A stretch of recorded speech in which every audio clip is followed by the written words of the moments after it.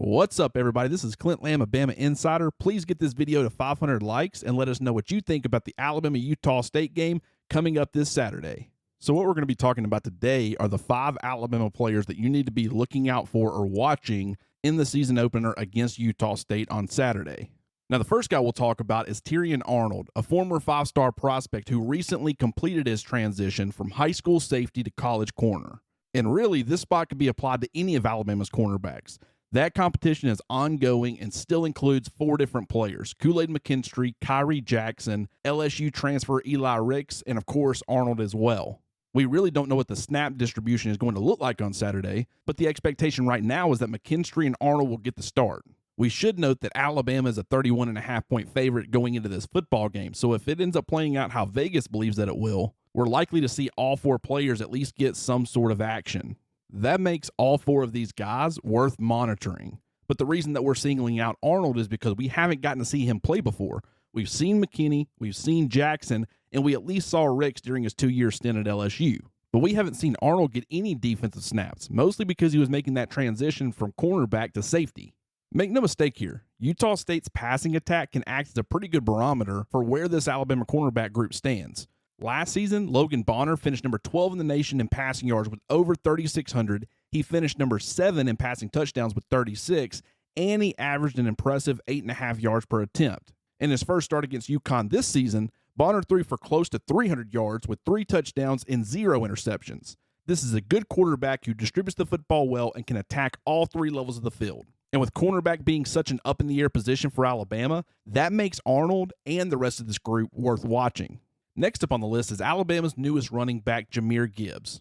On Saturday, fans will finally get the opportunity to see Gibbs run wild against someone else's defense. The Georgia Tech transfer is one of college football's most dynamic playmakers, and I'll be curious to see how offensive coordinator Bill O'Brien chooses to utilize him. Remember, O'Brien spent several seasons as the head coach for the Houston Texans. During that time, he fielded pass-catching running backs such as Arian Foster, Lamar Miller, Duke Johnson, and even an aging David Johnson. And I want you to stop and think about this for a minute. Alabama has seen a lot of good pass-catching running backs come through since Nick Saban's arrival back in 2007. That list includes Najee Harris, Josh Jacobs, Kenyon Drake, and even TJ Yeldon. In 2020, Najee Harris actually broke the record for most receptions by an Alabama running back with 43.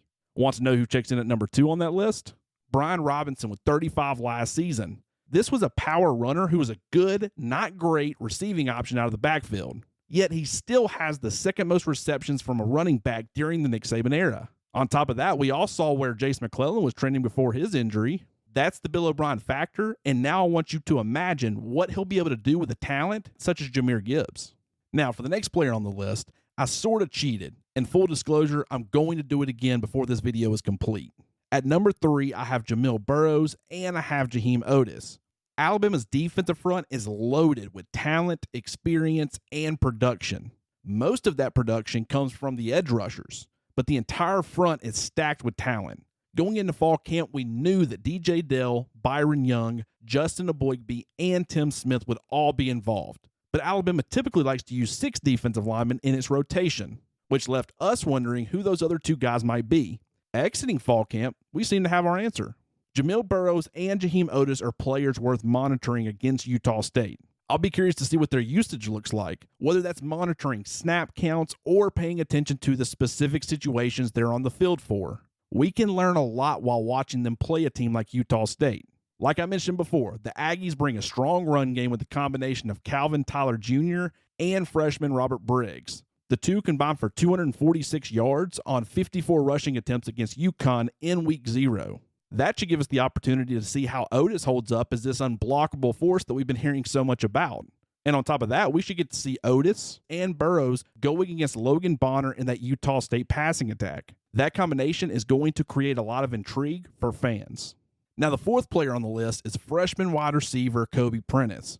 In a lot of ways, Prentice is the offensive equivalent to a Terrion Arnold on defense. Why? Because really, it's the entire wide receiver unit that's worth watching on Saturday. Now, as of right now, we have a pretty good idea of who is going to be in the rotation.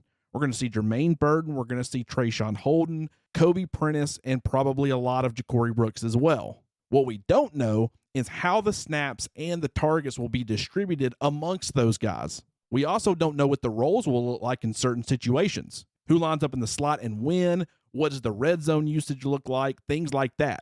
This is one of the big reasons why this group is worth watching. But with that being said, Prentice is clearly the most intriguing pass catcher of the bunch. Out of the 4 top 100 freshman receivers that signed with Alabama in this last recruiting cycle, he's the only one to crack the week 1 lineup. In fact, he's the only one who we expect to get any sort of significant playing time while the game is still in doubt. From what we know about Prentice and his skill set, he's more in the mold of a Jerry Jeudy, Devontae Smith, Henry Ruggs, or even a Jalen Waddle. And what I mean by that is those guys weren't really limited in how they were used. Their well-rounded abilities allowed them to play inside or out, and it allowed them to be effective at all 3 levels of the field. I mean, there's a reason they were able to play paper, rock, scissors to see who lined up where and who got to run which route. They were all interchangeable. Prentice might start off as a slot-only option, but I think he can eventually grow into more than that. On Saturday, I want to see where he's used, how he's used, and how often he's used. That could tell us a lot about his role and whether he'll be a complementary piece or a featured piece in Alabama's offense.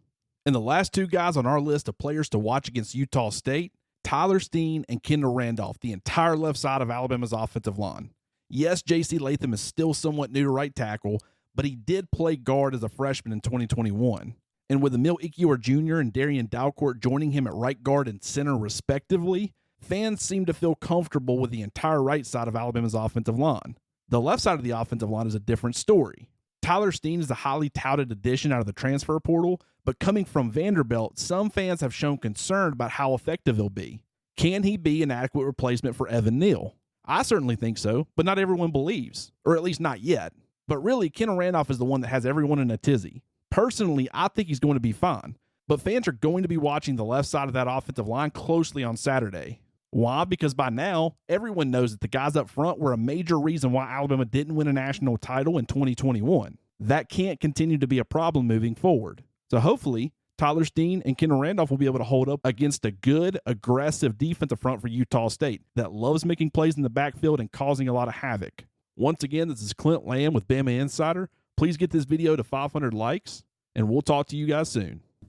Fam, what's going on? Kyle Henderson. Thank you very much for watching this video presentation put on by Clint Lamb of Bama Insider. Alabama will take on Utah State September 3rd, 2022, 6:39 kickoff time at Bryant-Denny Stadium under the beautiful lights in Tuscaloosa, Alabama. TV, SEC Network, play-by-play Tom Hart, analyst is Jordan Rogers, sideline Cole Kubelik. We'll have you covered with the post-game show right here at BamaInsider.com. See you soon. Hit the thumbs up, like, subscribe. We appreciate you guys. And thank you very much for being a subscriber of BamaInsider.com.